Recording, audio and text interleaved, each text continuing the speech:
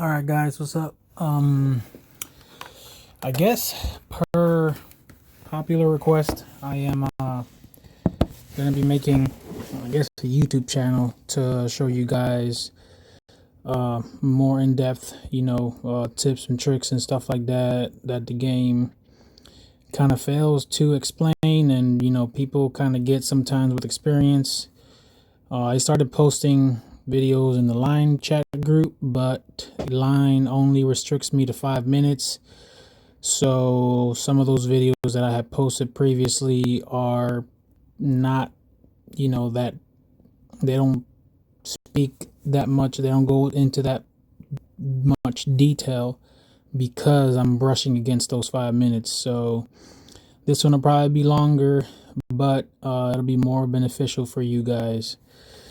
I'll be talking about heroes, but before I do, just a quick little tip. Like I've posted before, to cut consumption down, just disconnect buildings that you don't need. That way you don't have to keep fueling them, and your windmill, takes care of the electricity. Eventually, you'll have too much stuff. Once you keep leveling up, that no matter what level that windmill is, you'll need to fuel up those plants. So, or unless you get the arm supply and you get that solar power, but not everyone has, money to spend on the game. So I keep almost all my stuff that I normally take care of daily, up here, connect the road, and then do whatever I gotta do, keep producing parts, and then back it out. That way it cuts off the consumption. The buildings that need to be connected are your depots, however you're gonna call it. Obviously your RSS factories, plants. Your banks need to be connected in order for you to make money.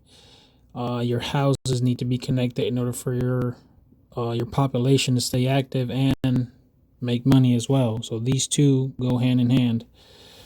Other than that, there's really nothing else major that needs to be connected. Windmill needs to be connected because if not, it won't produce. So I'll jump into heroes. At this stage, since we are a new state, we're really constricted to what we got. And as we keep growing, we'll get more heroes. Some heroes work best, when combined with another. Sometimes you have to figure out what is your goal for that APC. If you wanted to make it a troop killer, then you're gonna want to have shooters in there. If your vehicle research is better than your shooter research, then you're gonna run all trucks because those are gonna do more damage, even though on the power, on the destruction power is less. My main APC here is maxed.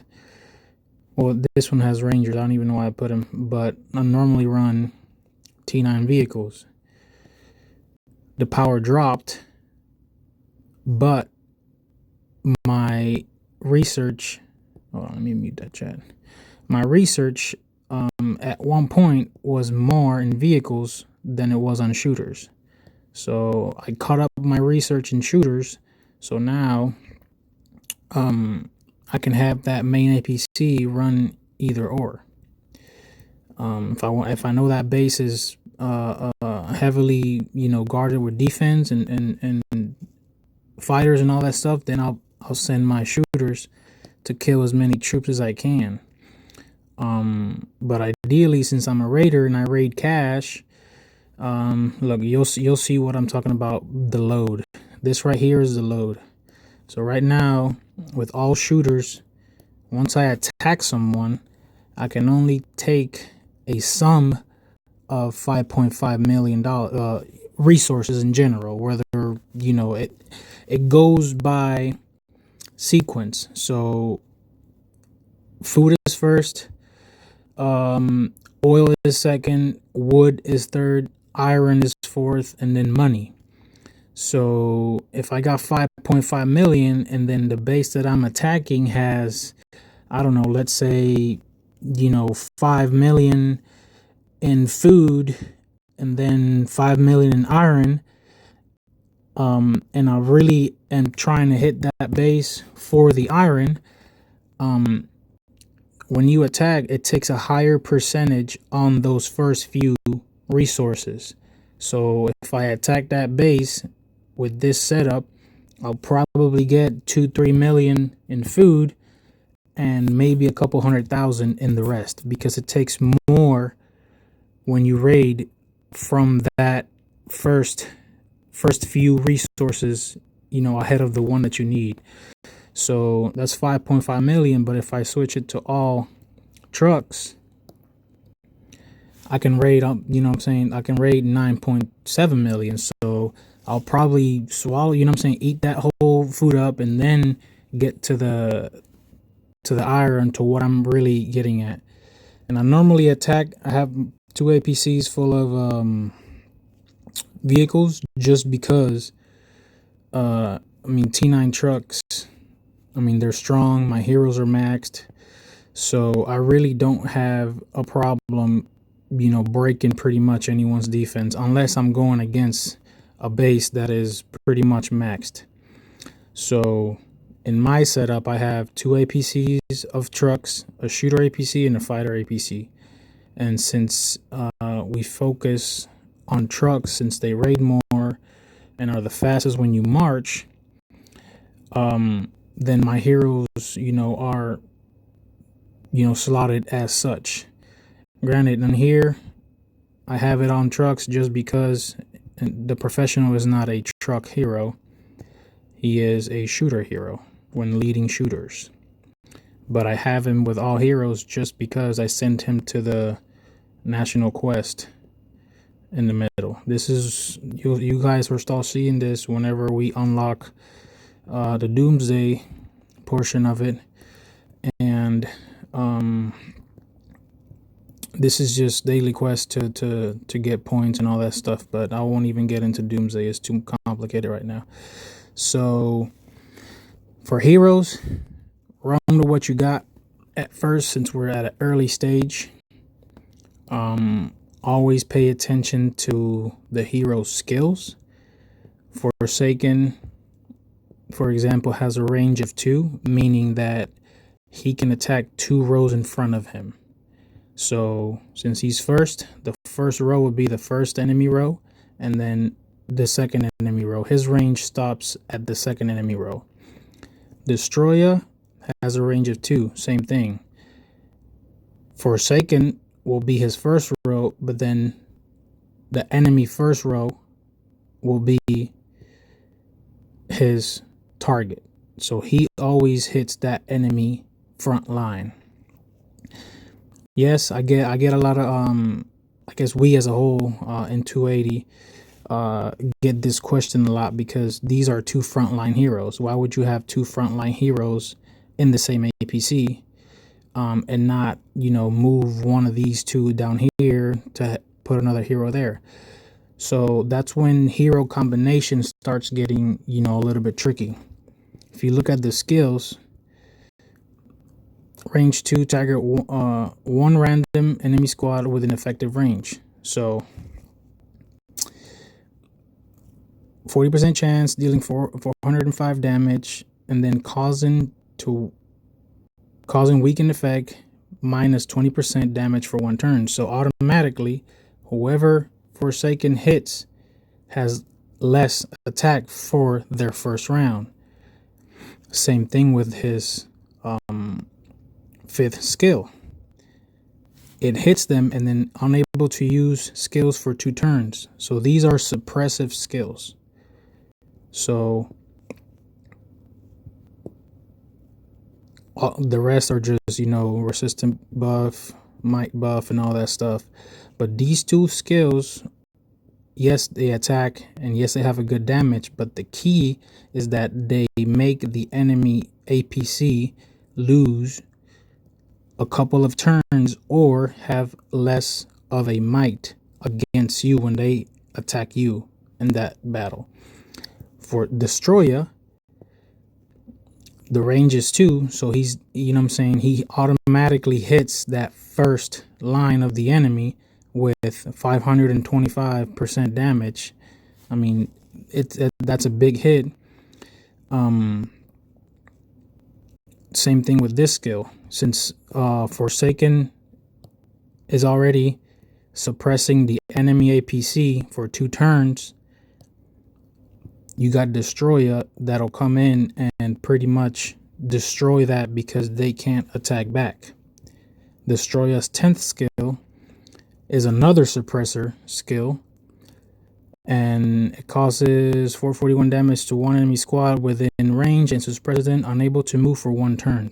So automatically that first row of the enemy APC is pretty much crippled and can't do anything because of these skills. And this one has a 1-turn prep, so whenever Destroyer picks this skill to attack, it won't do anything because it has a 1-turn prep. But guess what? Forsaken skill already suppressed them, either, you know what I'm saying, by the damage, less HP against you, or it has 2 turns that won't work against you. So these 2 heroes are almost a perfect combination when you attack another APC, and by far it's what I've seen the best results, even when attacking bases, you know, that are complete beasts because of their suppressive skills. Yes, you can, there's different heroes that have better attack combination. You know, you have Shooterman. Shooterman has a 40% chance of dealing 249% damage. He's good, but if you look at Destroyer's first skill, Destroyer's second skill, he deals more damage. And I'm picking Shooterman because I know some of the guys in our alliance have Shooterman. His 5th skill, 80% chance of dealing 130% damage. Now this is good because it's multiple targets. So Destroyer only targets 1.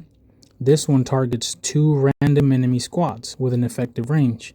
So this one hits more, you know what I'm saying, more enemy squads.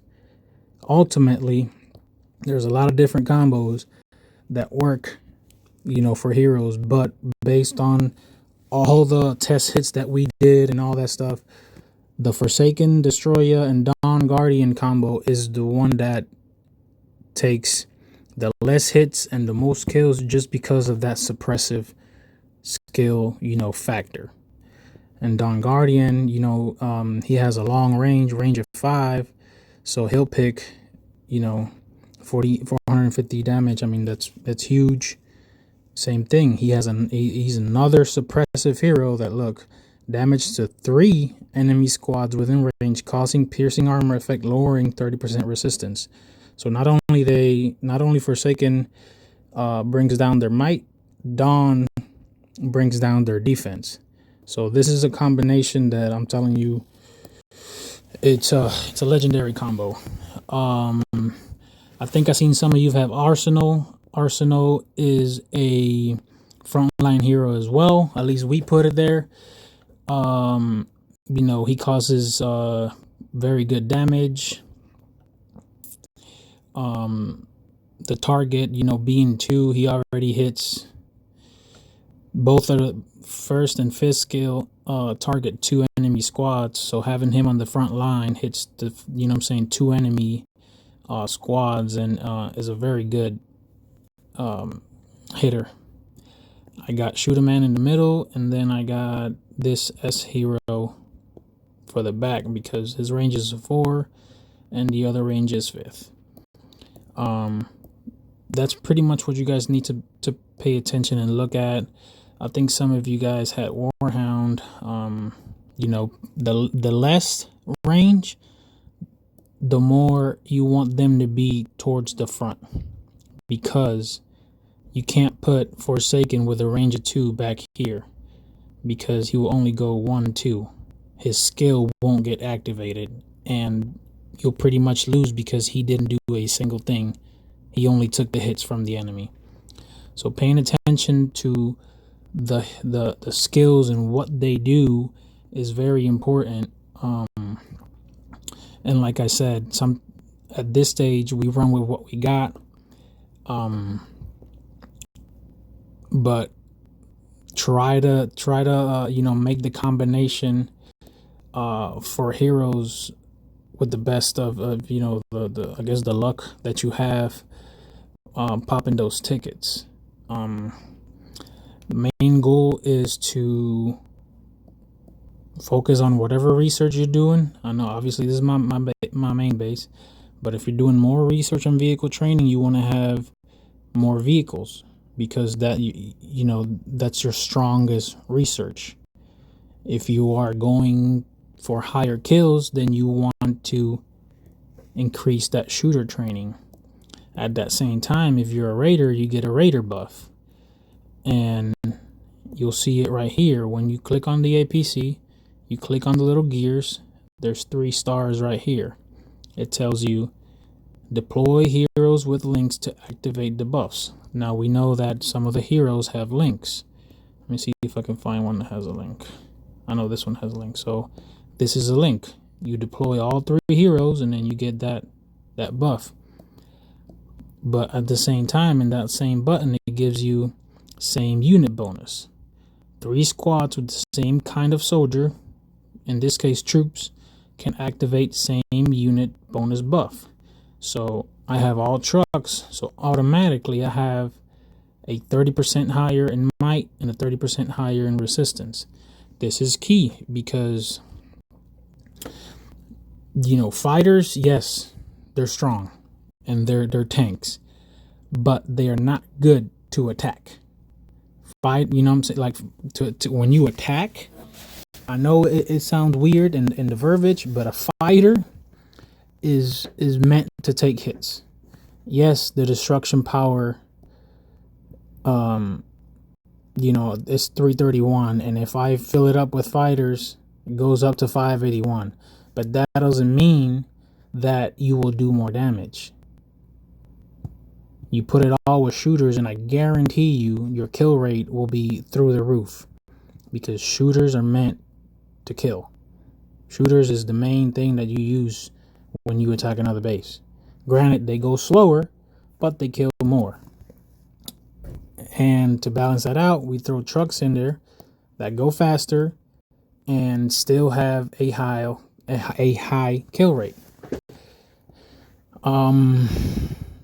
I guess what else I can touch up on heroes. That first skill is the dictator skill. It allows you to hold more troops in that APC. This 6th skill, it's called when you awaken them. You'll need a duplicate of that same hero. Once you awaken him, it gives you more. It correlates with the first skill, so it allows you to carry more troops. And making my point, this is max, and I can hold 106,000 trucks in one line because I got the awaken max, see, plus 250% bonus to dictator skills. So whatever percentage your dictator skills, this will keep plussing up back and forth, so you can hold more troops. To level up your heroes faster as far as XP, I recommend hitting high level zombies. So the closer you are to the launch center, the higher level zombies you'll see, and the higher the XP they'll give, and the higher resources and such. That is, I guess, mainly the basic runaround on heroes. pay attention to what they lead, because some heroes pertain only to certain specific groups of troops, and some of them lead any units, like this one. When hero is leading any units, I can put whatever troop in this formation and it can, do its job. All skills will activate. Versus, let's say, militant, hero is leading only fighters. So if I put a truck in there or a shooter, even if that skill is maxed, it won't do a thing, because that skill only activates when leading fighters. Same thing with Iron Guard. He's a shooter. So when hero is leading shooters.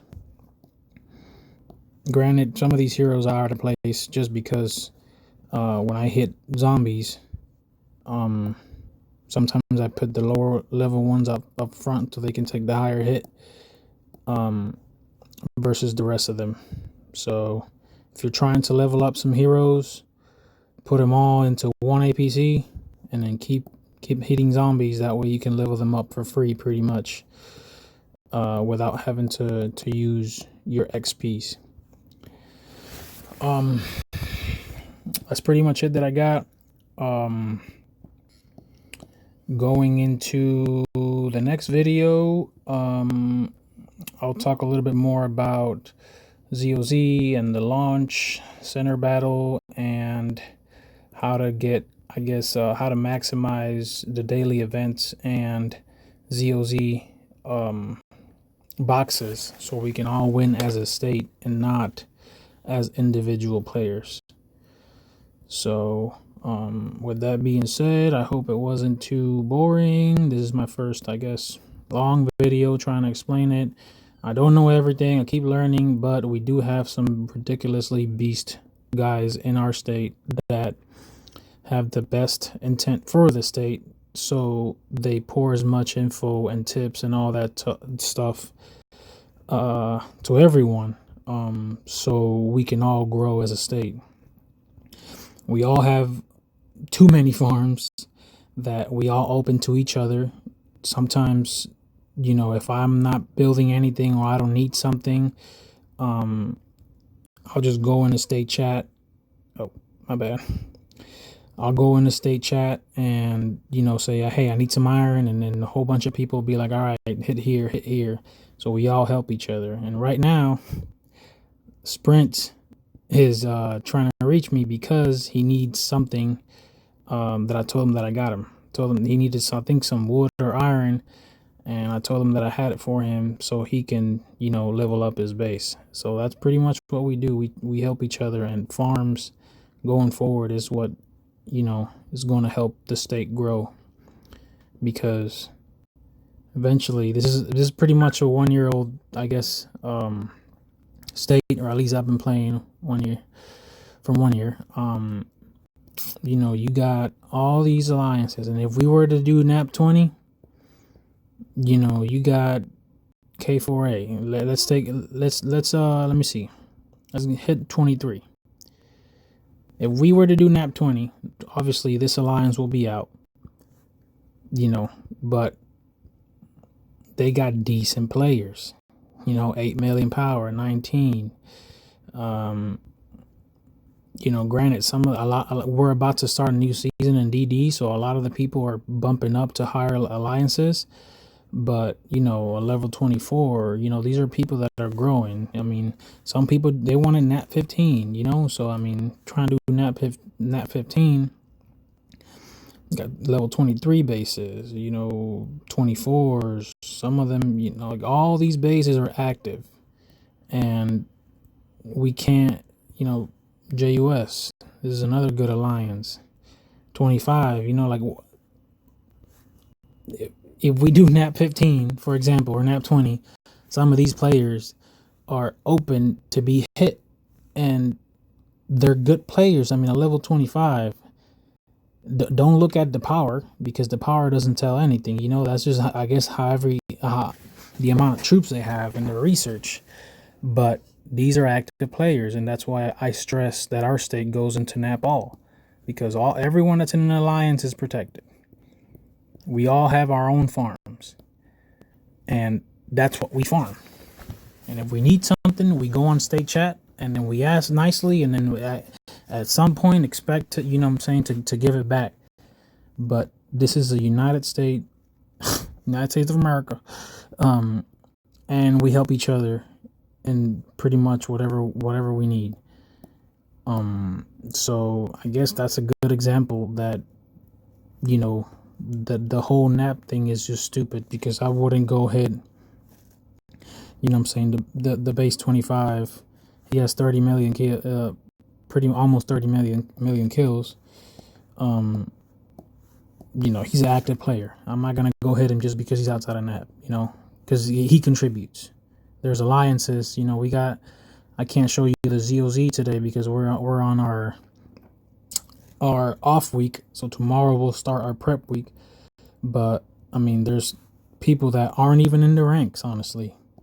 There's people that aren't even in the alliance ranks, that, or even all the way down here, you know what I'm saying, some of these that will go up and they're active. They wanna be in their own alliance.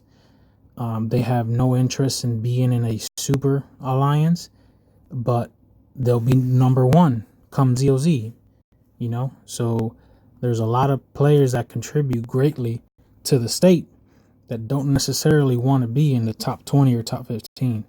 And that's one of my points to stress to, I guess, everyone, so they can come out of that, I guess, mind shell that we need nap 20 or nap 15, or we can't, you know, grow or whatever. Nah, bro. I mean, I got 8 farms. Make them, you know, make them by 2s. And then once you finish 2, make 2 more and make 2 more, whatever, you know, like it's too easy. And all these farms give me more than any other base in here will give me. So with that said, all yapping out. I'm out. See you guys later. Thank you.